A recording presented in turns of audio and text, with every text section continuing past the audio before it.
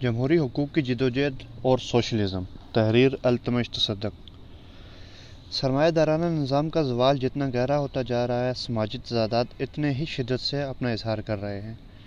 وہ تضادات جو معاشی ترقی کے نتیجے میں کسی حد تک وقتی طور پر دبے ہوئے تھے، دوبارہ سر اٹھا رہے ہیں۔ قومی مسئلہ نہ صرف سابقہ نو آبادیاتی ریاستوں میں ابھر کر سامنے آ رہا ہے، جو قومی علیحدگی کی تحریکوں کی صورت میں اپنا اظہار کر رہا ہے، بلکہ ترقی یافتہ سرمایہ دارانہ ریاستوں میں بھی دوبارہ سر اٹھا رہا ہے۔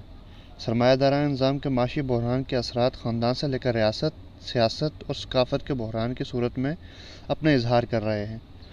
نظام کا بحران سماج کی مختلف پرتوں کے شعور پر الگ الگ اثرات مرتب کر رہا ہے۔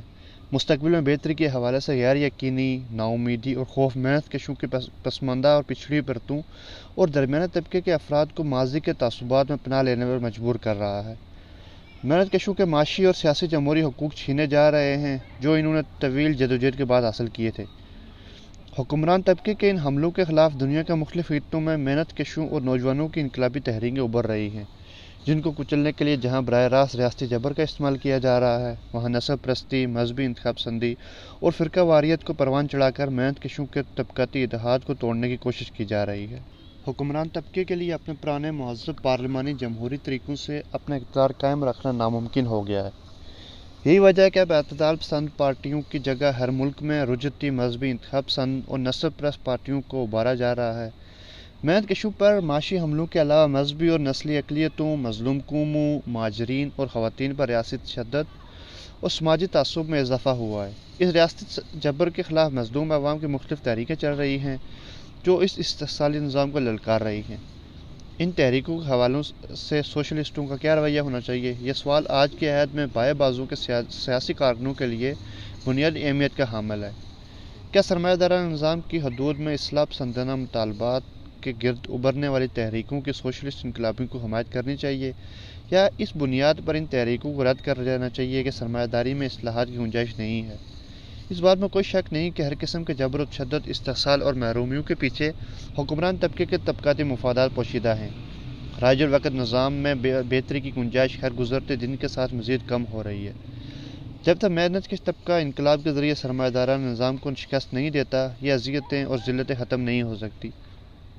سوال یہ پیدا ہوتا ہے کہ کیا جبر اور محرومی کے شکار عوام کو انتظار کرنا چاہیے اس وقت تک جب اس جبر کو ہاتھ پر ہاتھ رکھ کر برداشت کرنا چاہیے جب تک محنت کش طبقہ نظام کو شکست نہیں دیتا؟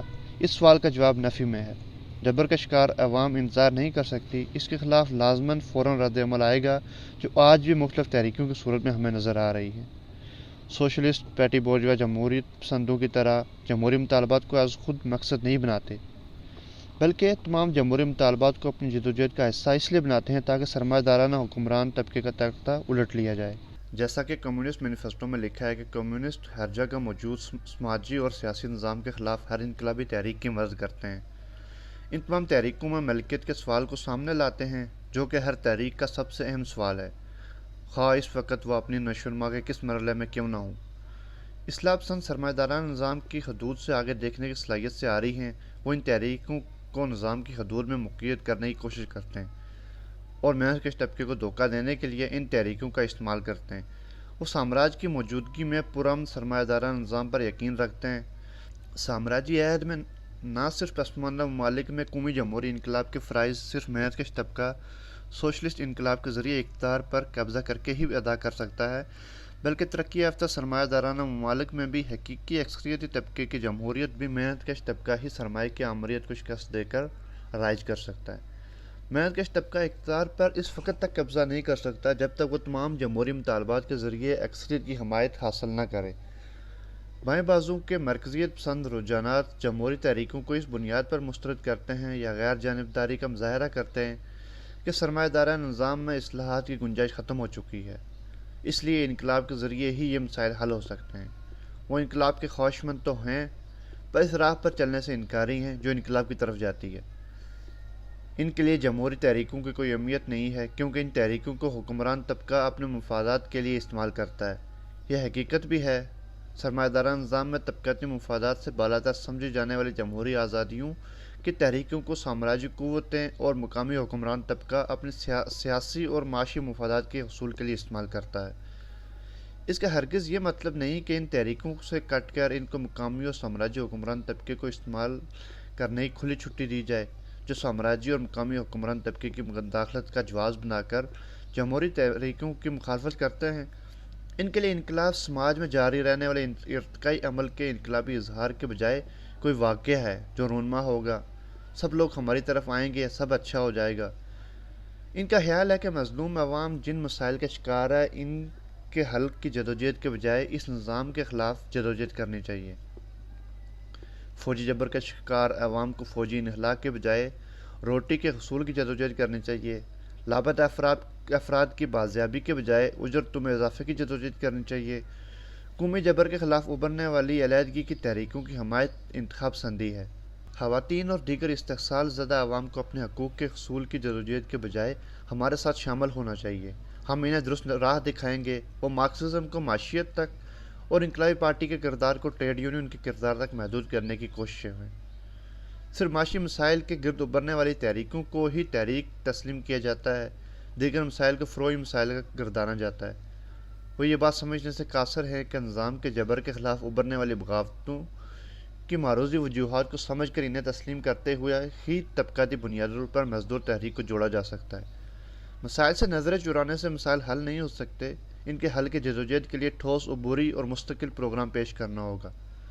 حکمران طبقے کی طرف سے جہاں کہیں بھی عوام کو جمہوری حقوق سے محروم رکھا گیا ہے یا دستیاب حقوق پر ڈاکہ ڈالا جاتا ہے، انقلابیوں کا فریضہ ہے کہ اس کے خلاف عوام کو متحرک کیا جائے۔ روس انقلاب کے قائد لینن نے سوشلزم کی فتح کے لیے قومی تحریکوں سمیت دیگر جمہوری تحریکوں کی ترقی پسندانہ کردار کو بانپ لیا تھا، جس نے دنیا کے سب سے عظیم بولشوک انقلاب کی کامیابی میں اہم کردار ادا کیا۔ لینن کی سیاسی بصیرت آج بھی انقلابیوں کے لیے مشعل راہ ہے۔ لینن قوموں کے حق خود ارادیت اور سوشلزم میں لکھتا ہے، سوشلسٹ انقلاب کوئی ایک قدم نہیں ہے، کسی ایک مورچے پر لڑائی نہیں ہے، بلکہ شدید طبقاتی جدوجہد کا پورا دور ہے، یعنی اقتصادیات اور سیاست کے تمام مسئلوں کے گرد لڑائی، جن کا واحد انجام بورژوا کی ملکیت کی ضبطی ہو سکتا ہے۔ یہ فرض کر لینا بنیادی غلطی ہوگی کہ جمہوریت کی خاطر جدوجہد پرولتاریا کو سوشلسٹ انقلاب سے بھٹکا سکتی ہے یا اس کو دھندلا سکتی ہے، اس پر پردہ ڈال سکتی ہے وغیرہ۔ جس طرح ایسا فتح یاب سوشلزم ممکن نہیں جو مکمل جمہوریت کو رائج نہیں کرتا، اس طرح پرولتاریا اس وقت تک بورژوا پر مکمل فتح حاصل کرنے کی تیاری نہیں کر سکتا جب تک وہ جمہوریت کی خاطر چومکھی مسلسل انقلابی جدوجہد نہ کرے۔ لینن مزید لکھتا ہے، یہ اس سے کم سنگین غلطی نہ ہوگی جمہوری پروگرام کے کچھ نقطوں میں سے مثلاً قوموں کے حق خود ارادیت کے نقطے کو اس بنا پر نکال دیا جائے کہ سامراج کے تحت ناممکن ہے یا خیالی پلاؤ ہے۔ سوشلسٹ نوآبادیوں کو فوراً آزاد کر لینے کا مطالبہ کرتے ہیں، وہ بھی سرمایہ داری کے سائے میں۔ ایسا انقلاب کے پورے سلسلے کے بغیر ناقابل حصول ہے۔ بہرحال اس کا ہرگز مطلب یہ نہیں ہوتا کہ سوشلسٹ فوری اور فیصلہ کن جدوجہد سے باز رہیں۔ اس کے برعکس اس کا مطلب یہ ہوتا ہے کہ ان مطالبات کو اصلاح پسندانہ انداز سے نہیں بلکہ انہیں انقلابی ڈھنگ میں مرتب کیا جائے اور آگے بڑھایا جائے۔ وہ بورژوا قانون کے دائرے میں نہیں بلکہ اس کو توڑ کر آگے بڑھایا جائے۔ پارلیمنٹ میں تقریروں اور زبانی احتجاجوں پر اتفاق کر کے نہیں بلکہ بڑی سرگرمیوں میں عوام کو کھینچ کر ہر قسم کے بنیادی جمہوری مطالبے کی خاطر جدوجہد میں پھیلاؤ اور شدت پیدا کر کے آگے بڑھایا جائے، جس کے تان بورژوا کے خلاف پرولتاریا کے براہ راست دعویٰ بولنے پر ٹوٹے، یعنی سوشلسٹ انقلاب پر، جو بورژوا ملکیت کو ضبط کرے گا۔ سوشلسٹ انقلاب بڑی ہڑتال، سڑک پر کسی مظاہرے، فاقوں سے جنم لینے والے کسی فساد، فوجوں میں بغاوت، کسی نوآبادیاتی سیاسی بحران یا کسی مظلوم اور محکوم قوم کی علیحدگی کے سلسلے میں ریفرنڈم وغیرہ کے طور پر پھٹ پڑے۔ سامراج کے تحت قومی ظلم و جبر میں تند و تیزی سوشلسٹوں کے لیے اور بھی ضروری کر دیتی ہے کہ وہ قوموں کے علیحدگی کی آزادی کے لیے جدوجہد کی حمایت کرے، جسے بورژوا خیالی جدوجہد کا نام دیتی ہے۔ وہ اس سلسلے میں ابھرنے والے جھگڑوں اور ٹکراؤ کو زیادہ سے زیادہ فائدہ اٹھائیں اور اس کو بورژوا کے خلاف احتجاج اور انقلابی دعوے کے لیے استعمال کریں۔ قوموں کے حق خود ارادیت کے مطالبہ ہی نہیں بلکہ ہمارے کم سے کم جمہوری پروگرام کے سارے نقطے بہت پہلے ہی 17ویں صدی اور 18ویں صدی میں پیٹی بورژوا نے پیش کیے تھے۔ پیٹی بورژوا آج تک ان تمام مطالبات کو خیالی جنت کے بادشاہوں کے انداز میں اٹھا رہی ہے۔ وہ طبقاتی جدوجہد کو ہی نہیں دیکھتی، ان کی آنکھیں اس حقیقت کو دیکھنے سے قاصر ہیں کہ طبقاتی جدوجہد جمہوری کے سائے میں اور تند و تیز ہوتی ہے۔ مکانی طرز فکر رکھنے والے ترقی پسند جو قومی علیحدگی کے حق کے مطالبات کو قوم پرستی یا فیڈریشن کے خلاف تصور کرتے ہیں۔ اور اس کے حوالے سے لینن لکھتا ہے، قوموں کے حق خود ارادیت کا مطلب صرف سیاسی معنی میں حق خود اختیاری ہے۔ ظالم اور جابر قوموں سے آزادی، سیاسی علیحدگی کا حق۔ ٹھوس معنوں میں اس مطالبے کا مطلب علیحدگی کے حق میں ایجیٹیشن کی آزادی ہے۔ علیحدگی کے حق چاہنے والی قوم کے ریفرنڈم کے ذریعے علیحدگی کے سوال کو طے کرنے کی آزادی۔ نتیجے کے طور پر یہ مطالبہ اور علیحدگی، بٹوارے اور چھوٹی چھوٹی ریاستیں قائم کرنے کا مطالبہ ایک نہیں ہے۔ یہ مطالبہ محض منطقی اظہار ہے کسی بھی شکل میں قومی ظلم و جبر کے خلاف جدوجہد کا۔ ریاست کا جمہوری نظام علیحدگی سے جتنا قریب آئے گا، علیحدگی کی جدوجہد اتنی کمزور ہوتی جائے گی۔ سوشلزم کا مقصد چھوٹی چھوٹی ریاست میں بنی نوع انسان کے بٹوارے اور قوموں کے تمام الگ الگ خانہ بندیوں کو ختم کرنا اور قوموں کو ایک دوسرے کے ساتھ لانا ہی نہیں بلکہ ان کو شیر و شکم کر دینا ہے۔ اس مقصد کو پورا کر لینے کے لیے ضروری ہے کہ ہم ایک طرف تہذیبی قومی خود مختاری کے رجعت پسندانہ خیالات کی حقیقت کو عوام کو بتائیں اور دوسری طرف محض عمومی طور پر نہیں، مبہم انداز میں نہیں، سوشلزم کے قائم ہونے تک اسے اٹھائے رکھنے کی بات کر کے نہیں بلکہ صاف انداز میں سیاسی پروگرام مرتب کریں جو ظالم اور جابر قوموں کے سوشلسٹوں کے ریاکاری اور بزدلی کو بھی خاص طور پر نظر میں رکھے۔ ٹھیک جس طرح بنی نوع انسان محکوم طبقے کی آمریت کے عبوری دور سے گزر کر ہی طبقوں کا خاتمہ کر سکتا ہے، اسی طرح بنی نوع انسان قوموں کو شیر و شکم ہو جانے کی ناگزیر منزل تک پہنچنے کے لیے محکوم اور مظلوم قوموں کی مکمل آزادی یعنی ان کے حق علیحدگی کے عبوری دور سے گزر کر پہنچ سکتا ہے۔ لینن قومی غلامی اور جبر کے خلاف ظالم قوم کے محنت کشوں کے فرائض اور مظلوم قوم کے محنت کشوں اور انقلابی کے فرائض کے حوالے سے لکھتا ہے کہ ظالم اور جابر قوم کا پرولٹیریا عوامی قسم کے کسے پیٹے جملوں اور فکر تک محدود نہیں کر سکتا۔ جو کوئی بھی صلح پسند بورژوا جبرن الحاق کے خلاف قوموں کے برابر کے حقوق کے بارے میں عام طور پر کہہ سکتا ہے، پرولٹیریا اس سوال سے نگاہ نہیں چرا سکتا جو سامراجی بورژوا کے لیے خاص طور پر ناخوشگوار ہے، یعنی ایسی ریاستوں کی سرحدوں کا سوال جو قومی ظلم و جبر پر مبنی ہے۔ پرولٹیریا اس کے سوا اور کچھ نہیں کر سکتا کہ مظلوم اور محکوم قوموں کو خاص ریاست کی سرحدوں کے اندر زبردستی بند رکھنے کے خلاف جنگ کرے، اور یہی مطلب ہے حق خود ارادیت کی جدوجہد کا۔ پرولٹیریا کا فرض ہے کہ ان تمام نو آبادیوں اور ان قوموں کی سیاسی علیحدگی کی آزادی کا مطالبہ کرے جن کو پرولٹیریا کی اپنی قوم ظلم و محکومی کا شکار بنائے ہوئے ہے۔ جب تک پرولٹیریا ایسا نہیں کرتا، پرولٹاری بین الاقوامیت محض بے معنی اصطلاح رہے گی۔ اس کے بغیر ظالم اور جابر اور مظلوم اور محکوم قوم کے درمیان نہ باہمی اعتماد موجود ہوگا اور نہ ہی طبقاتی یکجہتی، نہ ہی حق خود ارادیت کے اصلاح پسند وکیلوں کے ریاکاری کی کلی کھولے گی جو قوموں کے بارے میں ہونٹوں پر گوند چپکائے بیٹھے رہتے ہیں۔